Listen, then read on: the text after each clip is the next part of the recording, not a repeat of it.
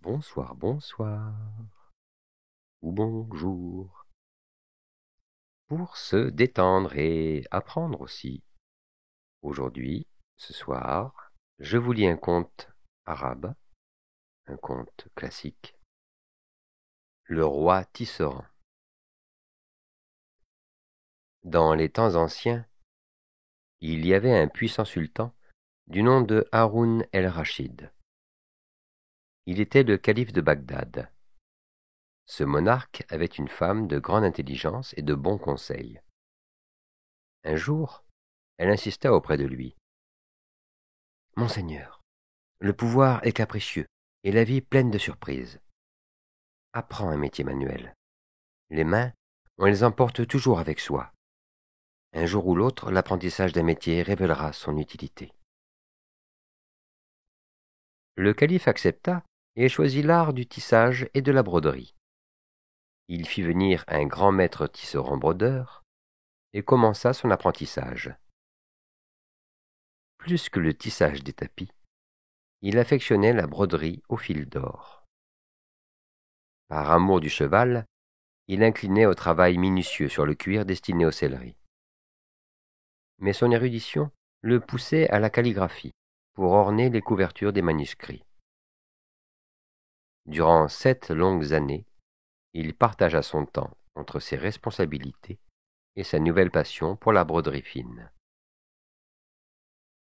Mais Haroun el-Rachid était réputé pour son sens aigu de la justice et du bien public.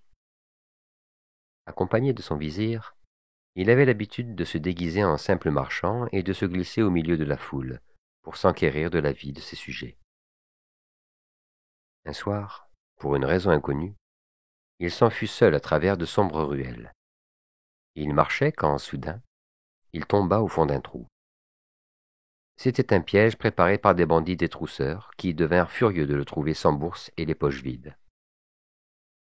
Il n'eut la vie sauve qu'en leur faisant une juteuse promesse. « Je suis tisserand, et jamais vous ne trouverez une personne qui sache tisser et broder mieux que moi. »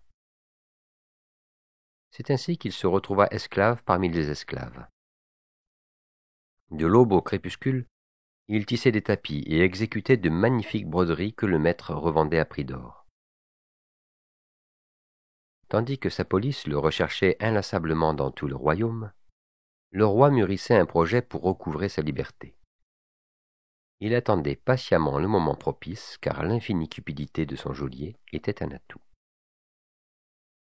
Un jour, alors que ce dernier lui exprimait sa satisfaction en soupesant les pièces d'or dans ses mains, le calife lui proposa: « Apporte-moi une étoffe en velours noir et du fil d'or de belle facture. Je te façonnerai une somptueuse broderie, jamais vue de mémoire de commerçant. L'épouse du calife t'en donnera une fortune. »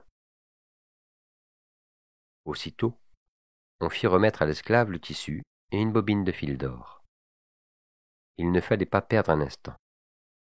Le roi Tisserand, maître de son art, tissa à l'aiguille une broderie en relief représentant un oiseau posé sur un délicat épi de blé. Un véritable chef-d'œuvre. Le maître des esclaves se précipita au palais avec sa précieuse étoffe sous le bras.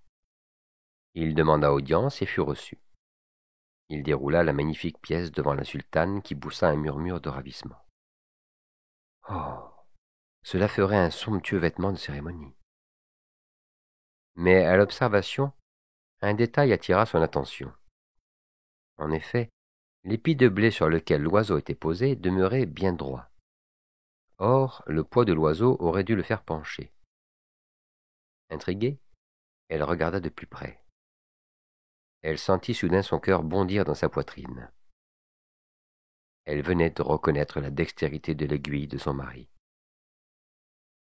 Ne laissant rien paraître de son émotion, elle poursuivit attentivement l'observation des motifs, méthodiquement, jusqu'à y déceler le message secret calligraphié qu'elle avait pressenti. Le roi indiquait l'endroit précis où il était détenu. Sur-le-champ, elle fit arrêter le maître des esclaves et fit libérer le sultan. C'est depuis cette époque que l'on dit: l'apprentissage d'un métier révèle toujours un jour ou l'autre son utilité.